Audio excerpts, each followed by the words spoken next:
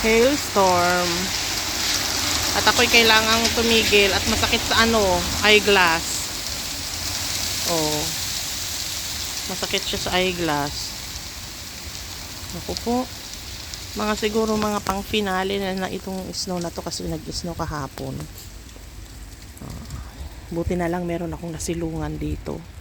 Kung hindi, baka basag yung aking eyeglass. Ay nako, buhay ng trabahado. Kita mo, basang-basa na yung aking aking hood ng jacket kasi nga hindi ako nakapagsuot ng ng raincoat pag alis ko sa trabaho ko. Ayan. Push. Tapos na.